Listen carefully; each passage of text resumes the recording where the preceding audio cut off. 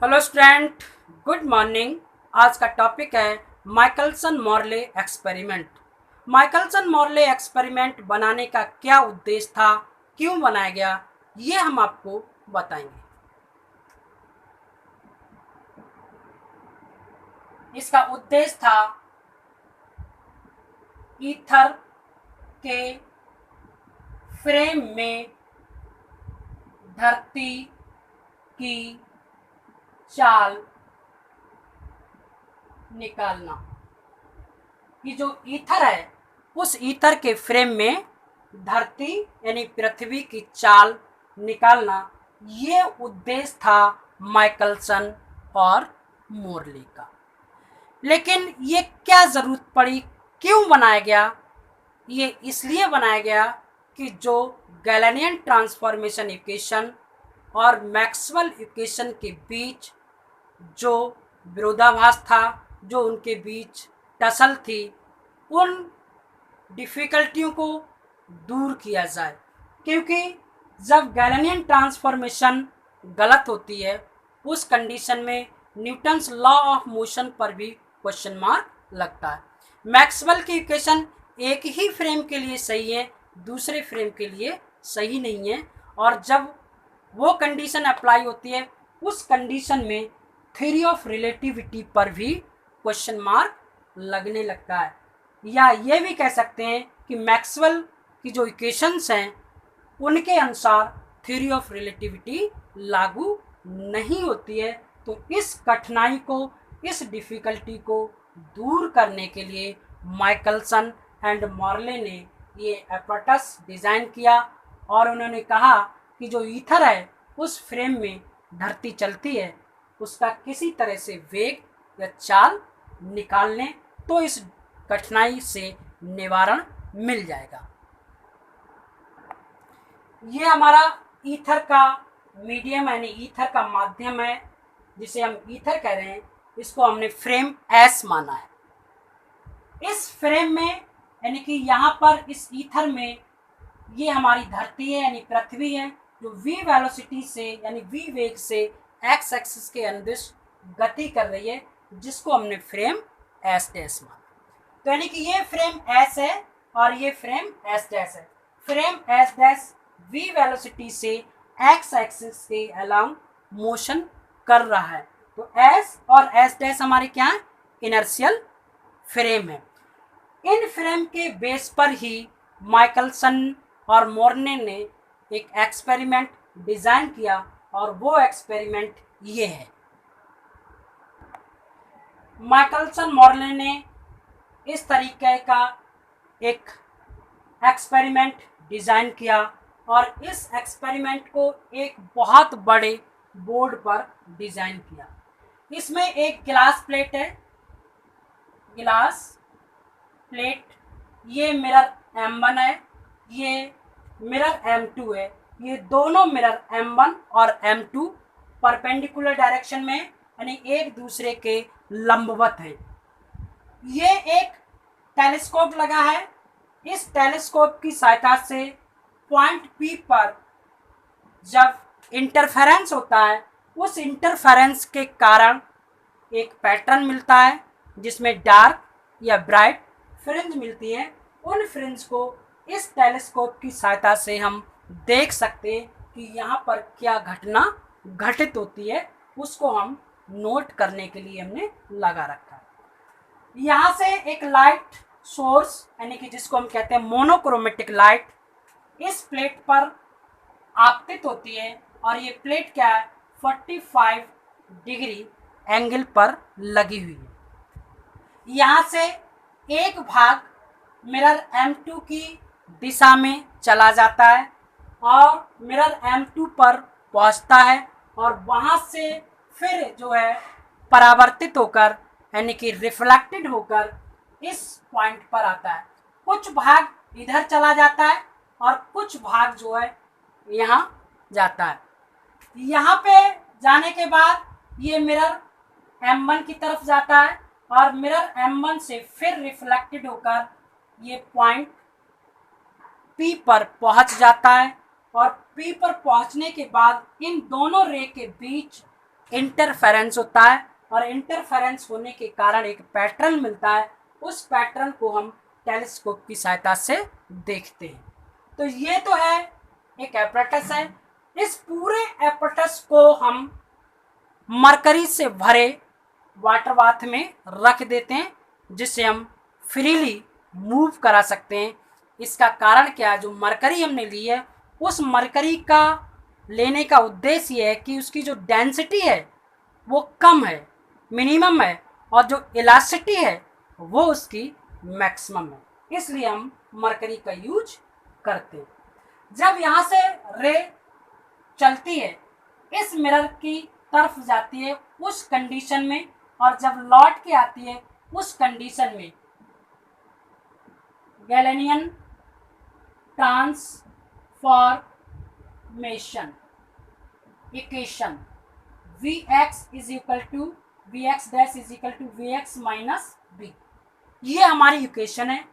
ये फ्रेम जो है, ये पूरा फ्रेम यानी पूरा एपरेटस एक्स डायरेक्शन में गति कर रहा है, यानी कि पृथ्वी की दिशा में गति कर रहा है। उस कंडीशन में जो ईथर है उस ईथर की जो चाल है, यानी कि उस फ्रेम की जो चाल है वो c है।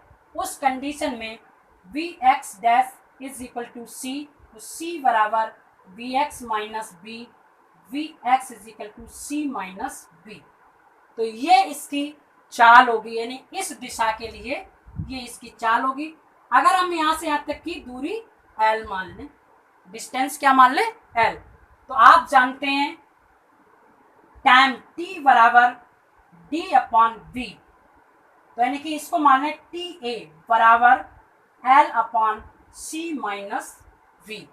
तो यानी इतने समय में, TA समय में ये P पॉइंट से मिरर M1 तक पहुंचती है और उसमें इतना समय लगता है। जब ये रे इस मिरर से वापस होती है, इसका मतलब है निगेटिव डायरेक्शन में जाती है, उस समय इसकी जो चाल होगी वो क्या होगी, आपकी माइनस सी होगी। तो कह सकते हैं हम Vx is equal to minus c minus b, Vx is equal to minus c plus b. जो नेगेटिव साइन है वो ये दर्शाता है कि जो रे है वो नेगेटिव दिशा में गति कर रही है, नेगेटिव दिशा में चल रही है। वो नेगेटिव साइन इस चीज को दर्शाता है। तो इसमें लगा समय क्या होगा, बराबर होगा। तो लगभग क्या होगा, v tv बराबर हो जाएगा L upon c plus v। तो यहाँ से क्या मिलेगा, TA और TV। तो यानी कि जाने में और लौट के आने में जो समय है वो TA और TV है। तो टोटल टाइम चाहिए, टोटल टाइम T बराबर TA प्लस TV। इन दोनों को हम जोड़ लें तो T बराबर हो जाएगा आपका L upon C minus b plus L upon C plus V। इनका एलसीएम ले लें तो देखिए कितना हो जाएगा एलसीएम, T बराबर हो जाएगा L common C plus V और C minus b upon C square minus B square, V से V cancel, 2LC upon C square minus B square. T इसको T1 मान लें, T1, तो यानी कि T1 बराबर हो जाएगा आपका 2L अपॉन C और 1 minus B square upon C square. तो ये हमारा समय आ गया T1, यहाँ से यहाँ तक जाना और लौट के यहाँ तक आना। तो ये तो था एक्स एक्सिस के लिए। अब हम बात करेंगे वर्टिकली यानी वाई एक्सिस पर। ये था हमारा एक्स एक्सिस। अब बात करते हैं वाई एक्सिस के लिए। इसे मैं रफ करता हूं, देख लिए एक बार, चाहे तो स्क्रीनशॉट ले लीजिए।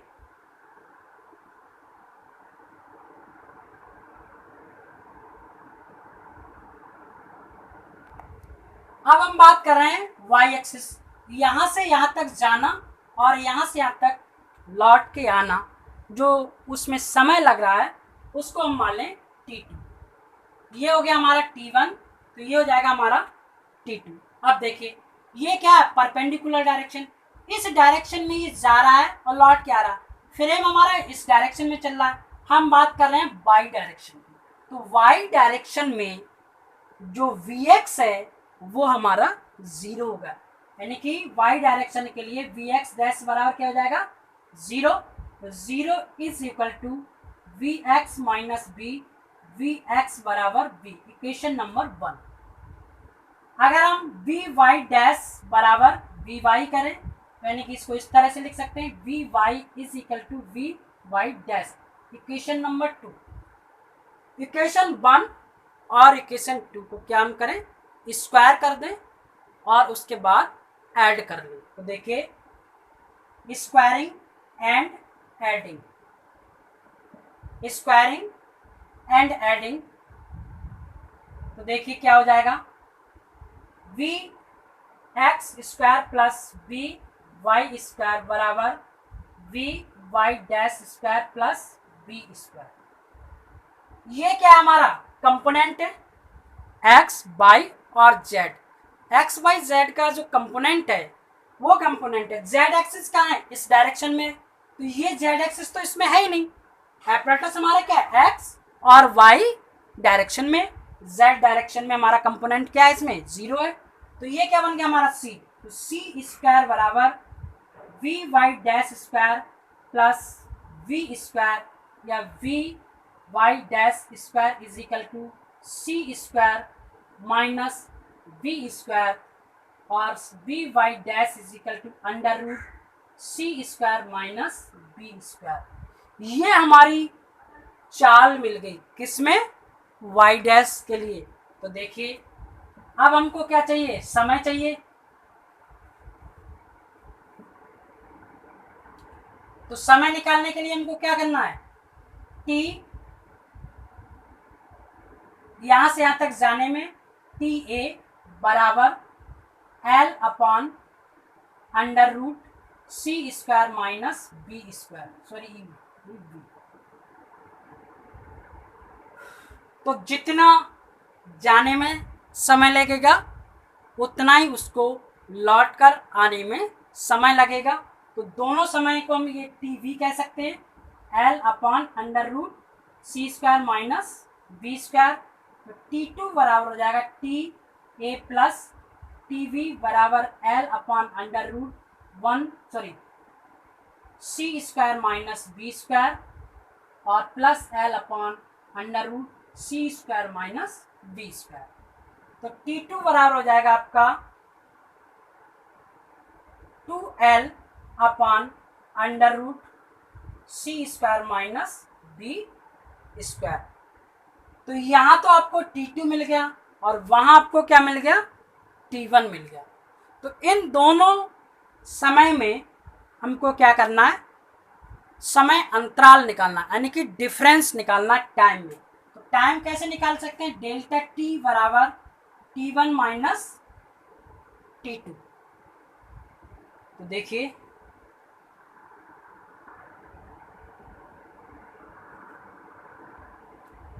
ये हमने क्या करा, T1 माइनस T2 निकाल लिया। तो देखिए वैल्यू क्या थी हमारी 2L upon C 1 minus B square upon c square और माइनस ये वैल्यू हमारी थी 2L upon under root c square minus B square. तो इसको भी इसी तरीके से लिख सकते हैं 2L upon c 1 minus B square upon c square minus 2L upon c under root 1 minus B square upon c square. 2L upon c common कर लें, 1 upon 1 minus B square upon c square और 1 यानी minus 1 upon under root 1 minus B square upon c square. ये आ गया आपका delta T. इसमें हम क्या कर सकते हैं, बायोनोमियल थ्योरम लगा सकते हैं। तो 2L upon c 1 minus B square upon c square की पावर -1, ये टर्म ऊपर ले गए, minus 1 minus B square upon c square की पावर -1/2। इसको हम क्या करें, बायोनॉमियल थ्योरम से एक्सपेंशन कर दें। देखिए तो क्या होगा, 2l अपॉन सी 1 माइनस यानी plus v square upon c square, ये हो जाएगा -1 प्लस 1/2 यानी कि -1/2 b square upon c square. जब खोलेंगे तो प्लस हो जाएगा 1/2 और ये साइन जाएगा तो माइनस हो जाएगा, तो ये 1 से ये 1 क्या हो जाएगा, कैंसिल हो जाएगा। तो देखिए क्या मिलेगा हमें, उस कंडीशन में जो प्राप्त होगा वो होगा 2l अपॉन सी और 1/2 v square upon c square, यानी कि डेल्टा टी बराबर मिलेगा हमको 2l v square upon c और 2c स्क्वायर ये कैंसिल हो जाएगा। डेल्टा टी बराबर मिलेगा 2l v square upon C3। अगर हम इसका, ये हमारा डेल्टा टी मिला। अब हम कंडीशन ये कहते हैं कि जो मिरर M1 M2 और ये M1 है, इस मिरर को हम रोटेट कर दें, यानी कि 90 डिग्री से घुमा दें, तो ये हिस्सा तो पहुंच जाएगा यहाँ और ये हिस्सा पहुंच जाएगा यहाँ। तो उस कंडीशन में क्या होगा, जो T1 है वो तो T2 की जगह पहुंच जाएगा, जो T2 है वो T1 की जगह पहुंच जाएगा। तो यानी कि जहाँ प्लस है वहाँ माइनस हो जाएगा, जहाँ माइनस है वहाँ प्लस हो जाएगा। उस कंडीशन में जो समय निकल के आएगा वो समय क्या होगा, अगर हम कैलकुलेट करें, यहाँ पर वैल्यू लगाकर इनमें परिवर्तन करें, इसको यहाँ लाएं, कॉमन करें, माइनस को प्लस बनाएं और प्लस को माइनस बनाएं, उस कंडीशन में वो समय क्या कहलाएगा, डेल्टा टी स्टार कह लें या डेल्टा टी डैश कह लें, कुछ भी कह सकते हैं। उस कंडीशन में जो वैल्यू आएगी वो आएगी -l we square upon c की पावर 3। तो यानी कि उस कंडीशन में जो परिवर्तन होगा वो इतना होगा। अगर हम डिफरेंस निकालें, delta t minus delta t dash बराबर हो जाएगा L v square upon c की power 3 minus plus L v square c की पावर 3। तो ये जाएगा 2l v square upon c की पावर 3, यानी कि जो रिजल्ट है वो रिजल्ट दोगुना हो जाएगा। अगर हम एपरेटस को घुमाएंगे तो जो दूरी है वो दुगनी हो जाएगी और उस दुगनी में जो चलने में वो समय अंतराल होगा वो समय अंतराल पहले से दुगना हो जाएगा। पाथ डिफरेंस बराबर c इंटू डेल्टा टी, यानी कि टाइम डिफरेंस। तो देखिए c into 2l v square upon c की पावर 3, तो ये जाएगा 2l v square upon c square. ये मिल गया आपका पाथ डिफरेंस। ये पाथ डिफरेंस की जो कंडीशन होती है वो कंडीशन क्या होगा, यानी कि जब मैक्सिमम इंटेंसिटी होगी उस समय हमको ब्राइट फ्रिंज मिलेगी, उसको हम कह सकते हैं n lambda is equal to 2l v square upon c square, n is equal to 2l v square upon c square और 1 अपॉन लैम्डा। ये हमको फ्रिंज मिली थी। इस फार्मूले से या इस कैलकुलेशन से हमने जो रिजल्ट निकाला, उस रिजल्ट निकालने का कारण क्या था, हमको कोई डिस्प्लेसमेंट प्राप्त नहीं हुआ। डिस्प्लेसमेंट प्राप्त नहीं हुआ, कोई रिजल्ट नहीं मिला। बार बार हमने इस एक्सपेरिमेंट को दोहराया, समय परिवर्तन किया। पहले हमने इस समय निकाला, फिर हमने 6 महीने बाद निकाला, मार्च में निकाला, अप्रैल में निकाला। इस तरह से अलग अलग समय पर हमने कैलकुलेशन की, लेकिन हमको कोई विस्थापन प्राप्त नहीं हुआ। यानी हमको जो धरती थी उसकी जो चाल थी वो v बराबर हमको 0 मिली। यानी कि कई बार एक्सपेरिमेंट किए, ये कंडीशन थी। यहाँ पर क्या हमारा क्षण है, जब हमने यहाँ पर कोई काम किया उस समय वेलोसिटी उस फ्रेम के vx के साथ, जब हम यहाँ पहुँचे फिर हम यहाँ आए और फिर हम यहाँ लौट के आए, यानी कि यहाँ से यहाँ के जो बीच का था वो 6 माह का डिफरेंस था। ये वेलोसिटी मान लीजिए 3 × 10⁴ मीटर पर सेकंड के हिसाब से थी, तो यहाँ तो दोगुनी हो गई कि चाल इधर बदल गई। तो बार बार परिवर्तन करने से जो पृथ्वी की जो गति थी वो बदल रही थी, और उस गति के कारण जो फ्रेम थे उनमें हमने कई बार ऑब्जर्वेशन किए, लेकिन ऑब्जर्वेशन में हमको कोई डिस्प्लेसमेंट प्राप्त नहीं हुआ। जब कोई डिस्प्लेसमेंट प्राप्त नहीं हुआ, अर्थात ईथर के फ्रेम में धरती की जो चाल थी, जो स्पीड थी, उसकी वैल्यू हमको 0 प्राप्त हुई। तब ये कहा गया कि ये रिजल्ट है, इसको नल रिजल्ट्स या नेगेटिव रिजल्ट्स कहा गया। तब ये कहा गया कि जो माइकलसन और जो मोरले ने जो एक्सपेरिमेंट किया, उस एक्सपेरिमेंट से कोई भी डिस्कशन नहीं मिल पाया। तब ये कहा गया कि जो रिजल्ट है वो रिजल्ट नेगेटिविटी की तरफ जा रहा है, यानी कि इससे कोई भी हमको लाभ नहीं मिला और कोई भी रिजल्ट प्राप्त नहीं हुआ।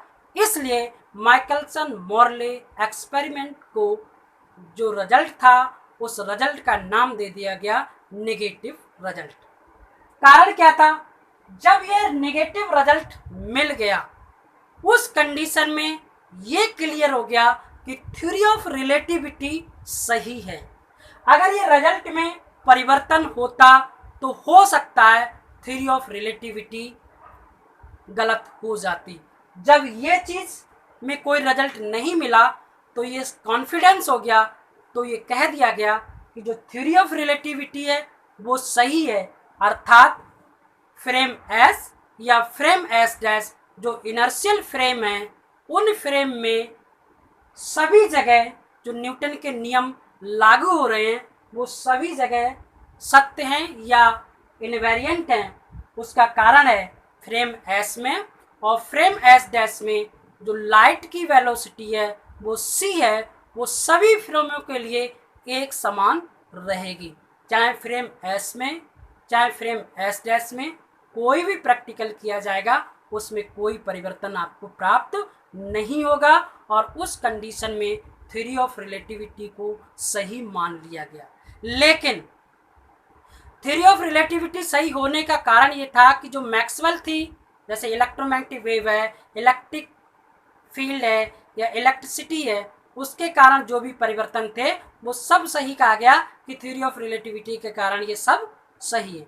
फिर भी ये कहा गया कि जो गैलेनियन ट्रांसफॉर्मेशन इक्वेशन है, इन गैलेनियन ट्रांसफॉर्मेशन इक्वेशन में कुछ ना कुछ परिवर्तन करने की ज़रूरत है, और उस कंडीशन के जो कारण थे तब हमने कहा कि अब क्या किया जाए।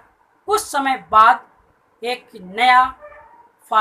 नई थ्योरी डेवलप हुई जिसको हम कहते हैं आइंस्टीन थ्योरी ऑफ रिलेटिविटी, या जिसको हम कहते हैं स्पेशल थ्योरी ऑफ रिलेटिविटी।